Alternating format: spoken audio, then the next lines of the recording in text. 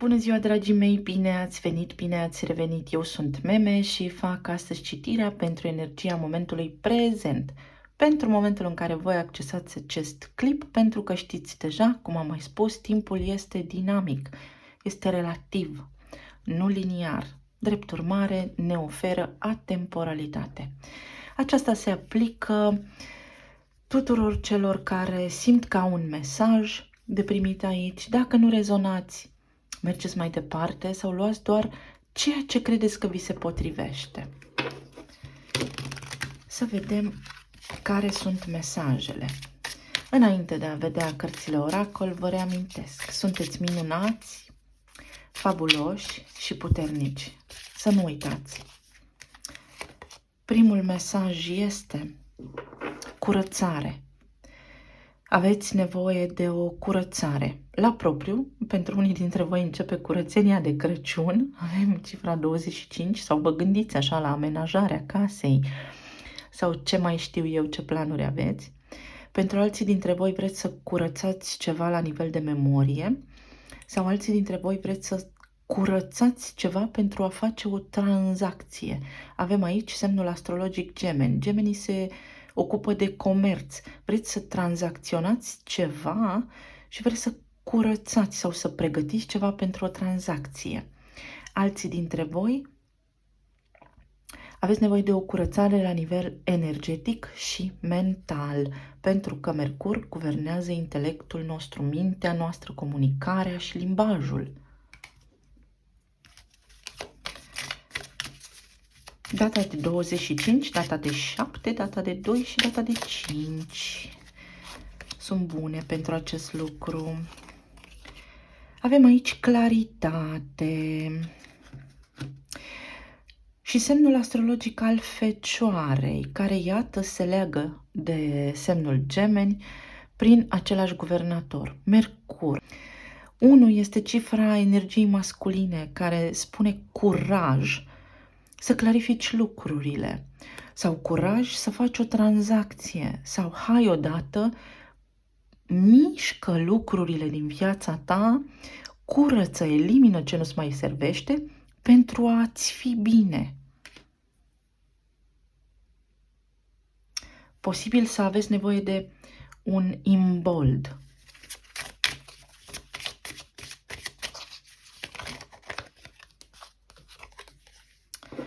Și aici avem stimulare,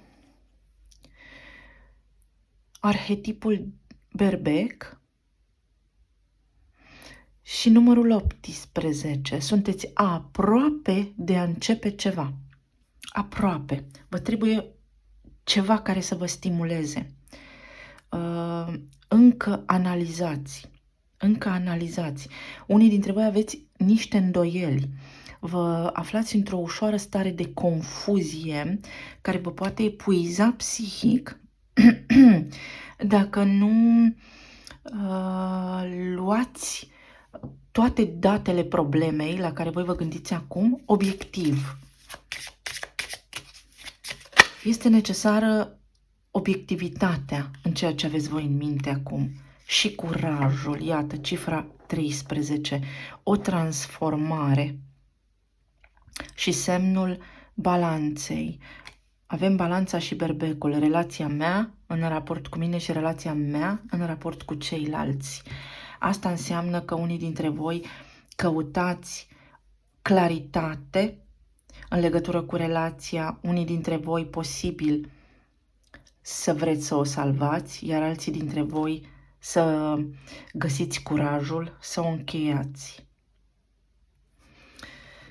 Foarte interesant. Uite, o să mai iau niște cărți din acestea oracol, să vedem despre ce este vorba. Un copil. Aveți nevoie de iubire. Cartea aceasta îmi spune că sunteți vulnerabili și că poate cineva ia decizia în locul vostru cu gândul că așa vă este vouă mai bine. Sau poate este nevoie să vă asumați responsabilitatea deciziei pe care o luați. Și aici am cartea Preotul. ceva oficial. Hotărârea voastră este de natură oficială, are un puternic indicator de oficialitate aici și comerciantul. Chiar sunt curioasă să-mi scrieți, vă rog, știți că mă interesează. Unii dintre voi doriți să faceți o tranzacție, pentru unii dintre voi posibil să se aplice ideea că doriți să cumpărați o locuință sau să faceți ceva pentru copiii voștri. Alții dintre voi posibil să tranzacționați ceva ce are legătură cu părinții voștri și aveți nevoie de curaj. Iar pentru alții dintre voi doriți să știți oficial, în raport cu relațiile voastre, ce faceți voi. Pentru că a apărut copilul aici, din nou mă duce cu gândul la un sens al custodiei. Doresc oficial să știu în care mi este locul. Sau poate gândiți prin prisma copilului dumneavoastră. Orice poate fi aplicabil. Orice. Iată aici o finalitate. Da, doriți să curățați ceva definitiv sau să încheiați ceva definitiv. Ceva nu mai suportă amânare aici.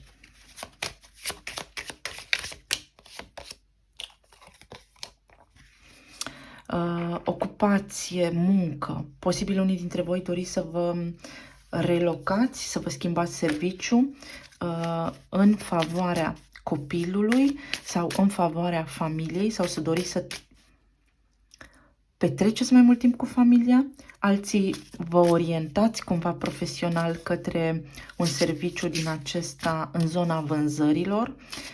Văd ceva legat de farmacie, văd ceva legat de contabilitate, văd ceva legat de scris.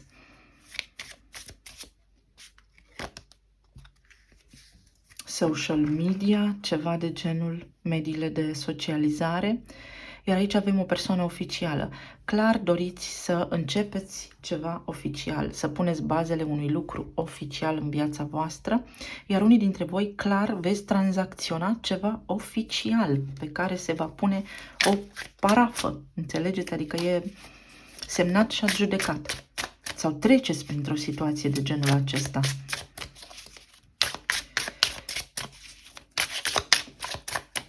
Pentru relație,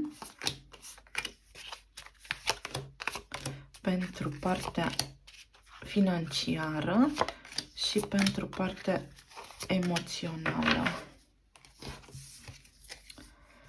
Pentru relație avem Luna, Cavalerul de Cupe și 6 de Spade. Luna vine cu un soi de conflict interior și de confuzie. Vine cu un soi de îndoială.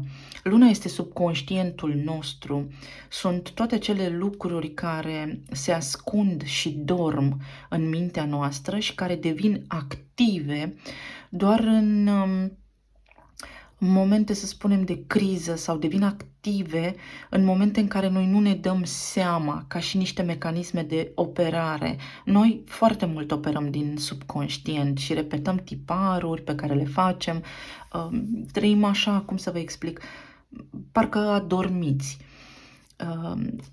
Acest conflict interior e aici activat și nu vă dă pace în legătură cu niște mesaje de iubire. Cineva din trecutul vostru posibil să fie plecat la drum sau să fi plecat la un drum de unde nu s-a mai întors. Voi nu știți ce se întâmplă aici pentru că personajul acesta, persoana la care voi vă gândiți, este cu fața la o călătorie. Da? Este cu fața la ceva. Însă dacă acest scenariu se aplică, nu s-a îmbarcat încă, nu este un drum final aici, dar poate duce către o finalitate. Pentru alții dintre voi, acest conflict interior necesită o vindecare, necesită să faceți ceva pentru sufletul vostru, necesită să vorbiți cu cineva. Poate vorbiți cu cineva despre relația voastră de iubire dacă nu funcționează bine și atunci vă descărcați sufletul. Pentru cei care sunteți într-o căsnicie stabilă, există o ușoară tensiune aici cu partenerul vostru, pentru că vreți să faceți niște lucruri împreună, dar cumva mai aveți de stabilit niște lucruri. Dacă sunteți singuri, atunci vă înspăimântă ușor singurătatea, să spunem. Vă necăjește, aveți o stare așa de slăbiciune.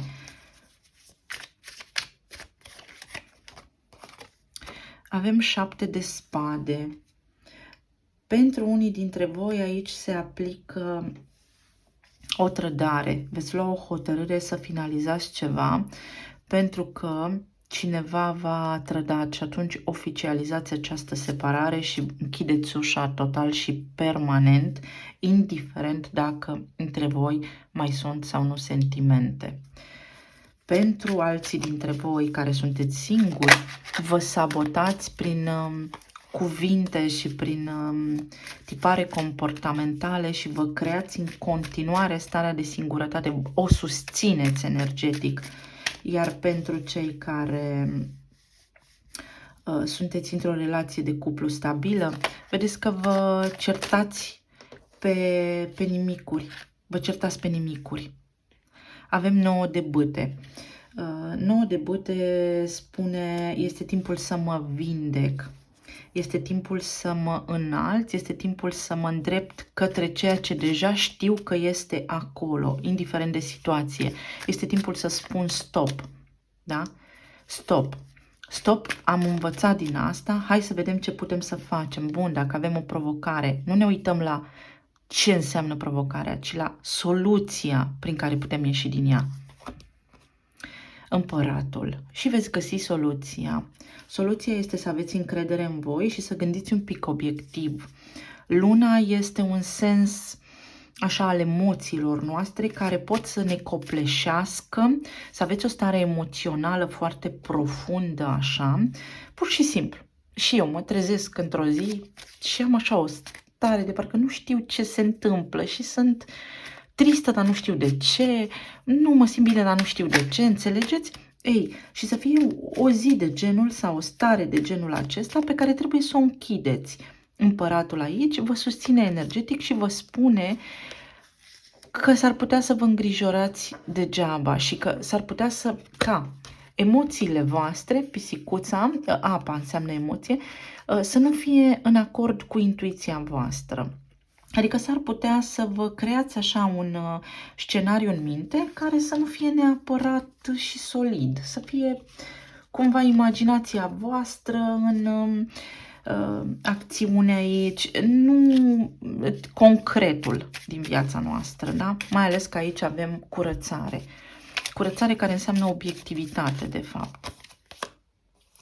Și aici avem spada și trandafirul. Claritate, ia uite. Adevăr, revelație, solidaritate, forță, onoare, protecție și putere. Asta vă spune împăratul, putere. Asta v-au spus cărțile de aici. Curaj, claritate, da? Forță. Este o zi, un moment în care aveți nevoie de claritate în provocarea pe care o aveți. Sau dacă partenerul vostru se poartă ciudat și nu înțelegeți starea, dați un pic de timp, pentru că nici el nu știe de ce face. Nu știe, e confuz. Și aici avem cartea Suflete pereche. Sunteți genul acela de relație profundă care acum are un mic impas cu sufletul dumneavoastră pereche, dar care se clarifică.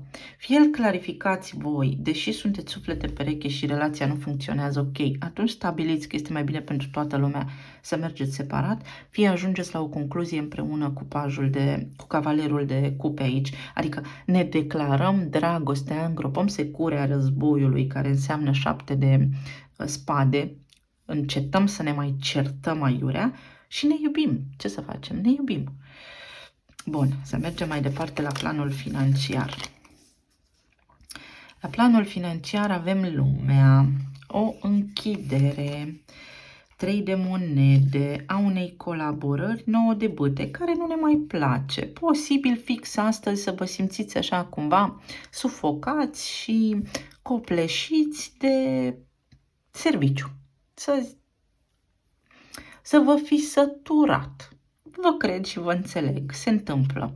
Însă aici văd cu 3 de monede că vă doriți ceva mai bun, vă doriți ceva mai mare și vă mai văd într-o anumită ipostază. Aveți și puterea, aveți și atributele necesare și aveți și pregătirea necesară să faceți altceva. Dar nu vă mai plângeți. În ce sens? Nu că eu nu m-aș plânge, mă plâng. Nu vă mai plângeți pentru a putea accesa, pentru a nu mai opune rezistență, da? Pentru a putea accesa un nou început. Pentru că aveți aici coșciugul și lumea care spune, ok, s-a închis ceva, dar aveți și altceva în față. Aveți altceva în față. Să vedem ce...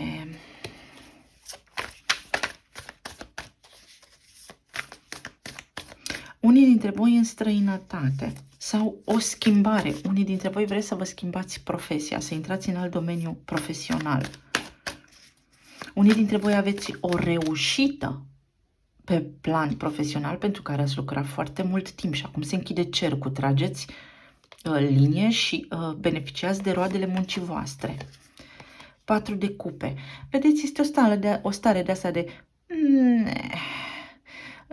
nu-mi trebuie. Unii dintre voi posibil să fiți așa, cum să vă spun, obosiți sau poate v-ați săturat sau, nu știu, v-a doborât rutina. Mai aveți un picuț de răbdare căci v-ați certat probabil cu cineva acolo sau vă macină un gând interior că nu sunteți apreciați pe deplin, aveți un serviciu, dar voi aveți cu totul și cu totul altă pregătire profesională. Aveți posibil un șef care să fie mai slab pregătit ca voi sau sunteți în vreo țară străină, voi aveți facultate și acolo aveți un job sub demnitatea voastră, sub calificarea voastră, sub studiile voastre.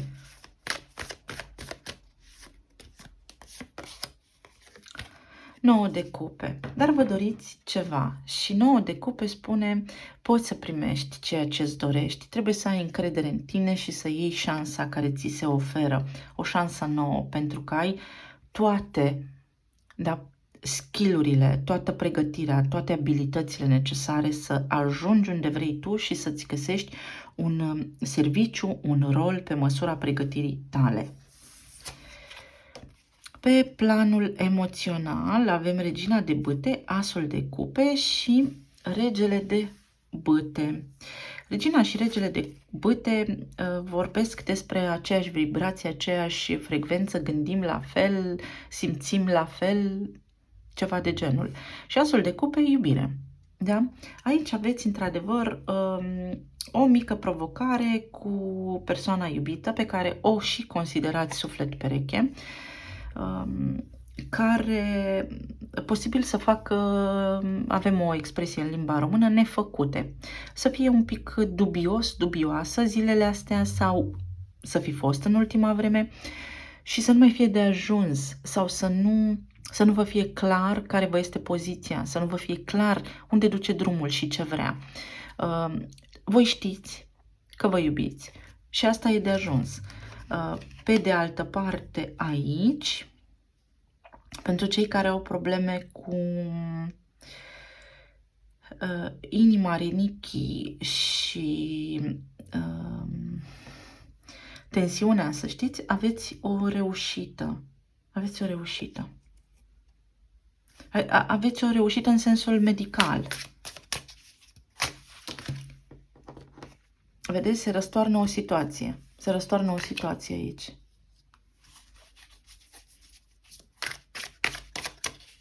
O situație care acum pare că nu are soluție, se va transforma în bine pentru voi. 7 de spade. Vedeți aici, 7 acestea de spade este același de aici. Posibil să existe o ușoară neclaritate aici.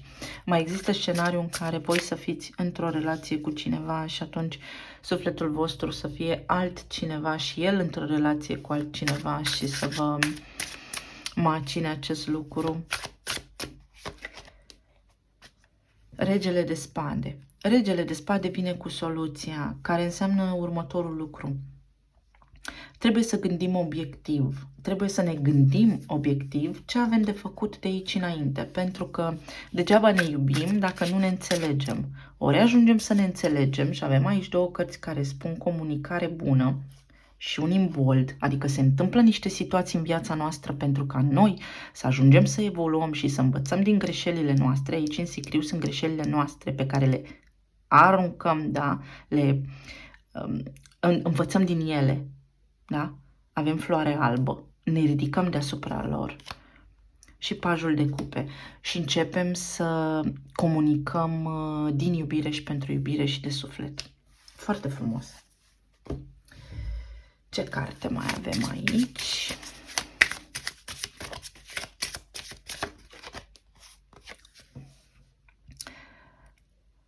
Cartea care spune Tron. Potențialul tău este nelimitat. Dacă ne referim la serviciu, după cum vă spuneam, posibil să fiți într-o poziție unde sunteți subevaluați sau mai puțin apreciați decât meritați sau să nu lucrați în conformitate cu pregătirea voastră profesională și să faceți un pas înainte. Dacă vorbim despre relație, în orice fel de status al relației vă aflați, atunci aveți posibilități infinite, fie să vă găsiți pe cineva, fie să vă împăcați cu cineva, fie să aveți armonie cu partenerul vostru actual. Iar dacă vorbim aici despre starea aceasta emoțională, înțelepciunea și o discuție serioasă. Asta este ce aud. Hai să discutăm serios, ok? Hai să ne facem amândoi timp. Hai să vorbim serios, măi, omule, despre problema asta, că așa nu se mai poate. Și atunci posibilitățile sunt infinite de materializare pentru voi aici. Uite, mai iau una pentru general, așa, să vedem ce ne mai zice. Girl talk. Să mergem mai departe, să ne distrăm, să trăim în moment și sunt fericit să fiu singur sau timp cu prietenii. Fie aveți reproșuri din partea familiei că pe ei nu-i băgați în seamă,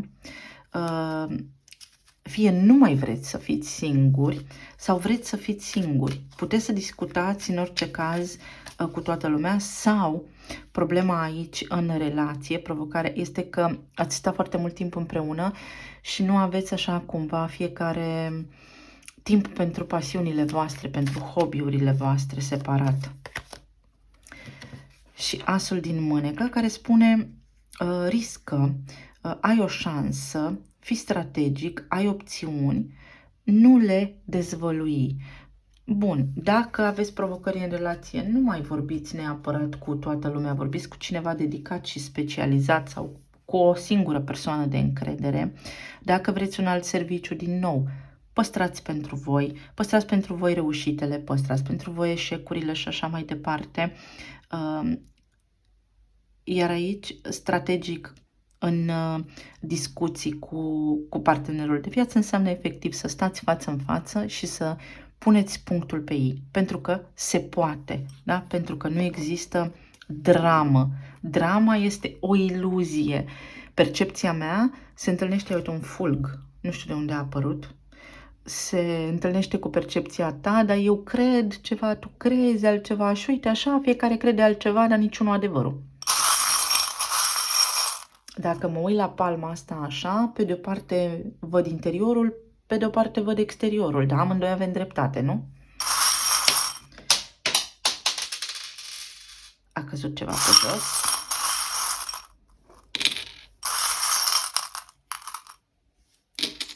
Imediat revin să văd ce a căzut. Era important. Am revenit. Era un 4. Casa. Casa. Stabilitatea. Unii dintre voi vreți să faceți o tranzacție cu o casă sau cu un imobil sau să faceți o tranzacție care înseamnă schimbare de domiciliu de casă. Avem o mână divină care înseamnă protecție sau că ai totul sub control. Avem o inițială D,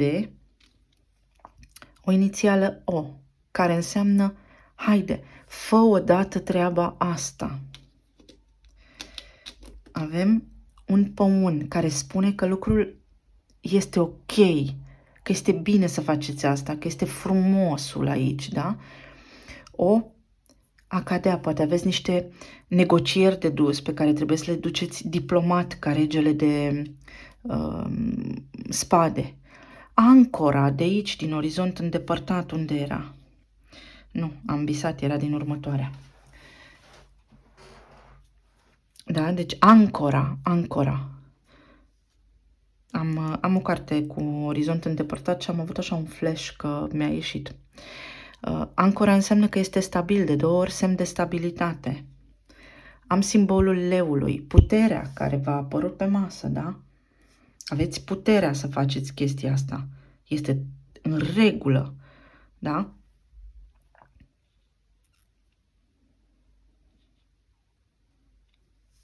Uite aici, puterea. Inițiala L. Și un semn de atenționare.